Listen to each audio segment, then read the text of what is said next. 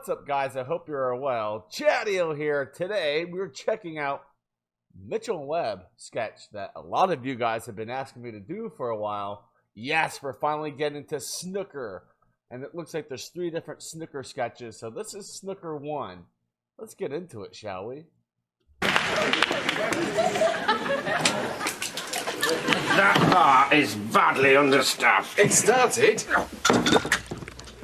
Oh, and that's a bad miss. It's very upsetting for him. Harry Vaughan, of course, is old enough to remember the days when that long walk back from the table ended in the consolation of a proper drink. Instead, all he can do is imagine that pint at the end of the session, the cooling lagery swallow, and that first suck on a Lambert. What a contrast. Look at Harry Vaughan there, staring mournfully at his water. Look at that. You could put a goldfish in that glass, and it wouldn't even die. Oh, and that's a bad miss. Oh, a special thank you to Mrs. L. Beasley from Suffolk, who's written to say how much she's been enjoying the coverage, and she sent us a little present. Oh, well, people every now and again like to show their appreciation when they've been enjoying a tournament. So, oh, my word, that is much appreciated. Thank you very much, Mrs. N. Beanley. Beasley! We won't embarrass you by saying what it is, but just to say, you know, cheers. Yes, very nice. Yeah, it's like Christmas, isn't it? It is Christmas. Oh, shit, the kids!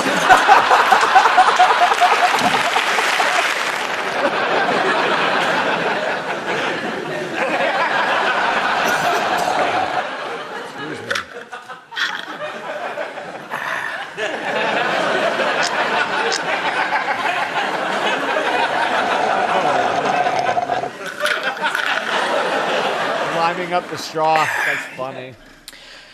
8. They call it a ruddy food court. It just means you have to queue twice. You've only missed the first 3 frames. Oh, and that's a bad miss. And a chance now for Chris Lester as he strides towards the table. One of the taller players, as tall as he is toned. And I think it's all right to say that in this day and age. I agree, Peter. I don't think there's anything wrong with mentioning in passing that Chris Lester is very easy on the eye. At the end of the day, it's good for the game for a gifted young player such as Chris. A gifted, young, tall, blonde player such as Chris. He is all those things. I don't think it's going too far in these days of PC for me to call another man sexy. And Chris Lester is that man. He is a friend of mine. He is a sexy young friend of mine. He is my sexy young friend. Wow.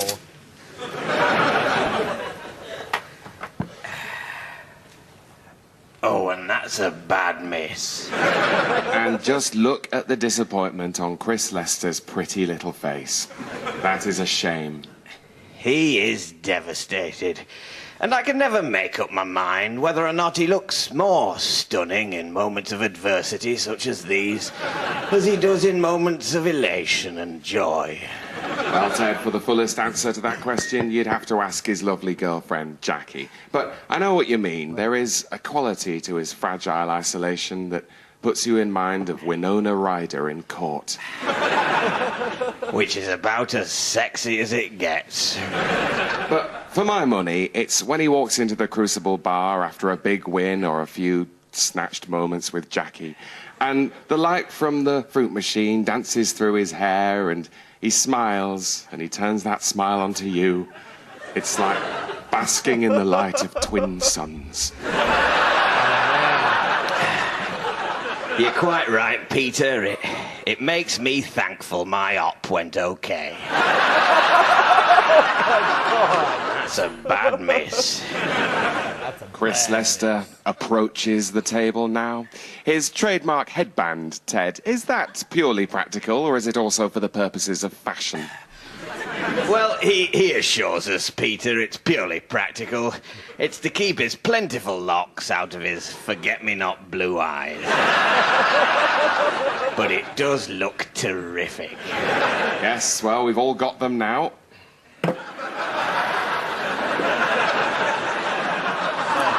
And he set something of a trend amongst the younger players, Ted, but needless to say, none of them look anywhere near as good in theirs as Chris does in his. Peter Ebdon, in particular, looks ridiculous.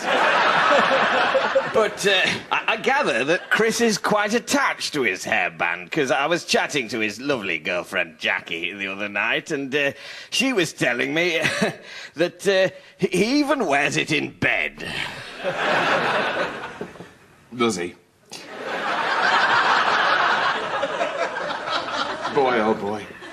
What a sight that must be for Jackie or for his other girlfriend, Amanda, during their more intimate romantic moments. Chris looming over them, his face flushed with concentration, just as he is as he gets down to this long red. It's happened again. Peter, you'll just have to sit in it till the mid-session interval. Oh, God. Pour us one, they're breaking off. I think I might have overdone it with the yeast. Cheers.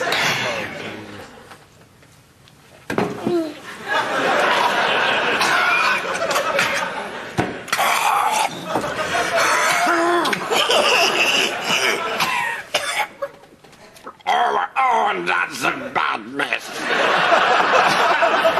And you can see the frustration on Terry McCarthy's face as he returns to his seat. Not a look to be taken lightly, especially at around 2 a.m. on the streets of Derby, if the media's to be believed. Well, Terry is no stranger to adversity, particularly in the form of the police. And he has spoken publicly in very moving terms about that guy he cut. I think he was right to put an end to the speculation, and it does sound to me like that guy he cut was basically asking for it. Which is not to condone Terry's actions. Terry's lightning-fast reactions. It's not to condone it in any way when we say it was that other guy's fault. Certainly in the eyes of Snooker, if not, as it transpired, those of so-called British justice. I think the thing to remember here, Ted, is that both men involved are sorry. Terry has said publicly that he's sorry, and that other guy, well, he's bound to be sorry, isn't he? Every time he looks in the mirror. I can barely taste it now. Oh, my God. Oh, and that's a bad miss. But luckily for Terry, it has run safe, so Barry Drebin will now be attempting a safety shot.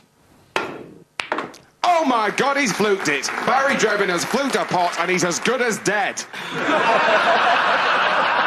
And isn't it nice to see Barry take time out to apologise to his opponent for his good fortune?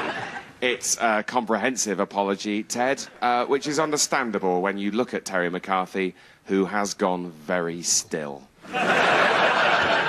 Barry continues to apologise, and is it just my fancy, or is there the trace of a tear in the corner of his eye? Compassion, perhaps. More likely fear. Yes, he's dropped his cue and he's on his knees. And this is the kind of thing that can happen when you have such wonderful characters in the game as Terry McCarthy. He is a fantastic, colourful, big-hearted, big-fisted credit to the sport.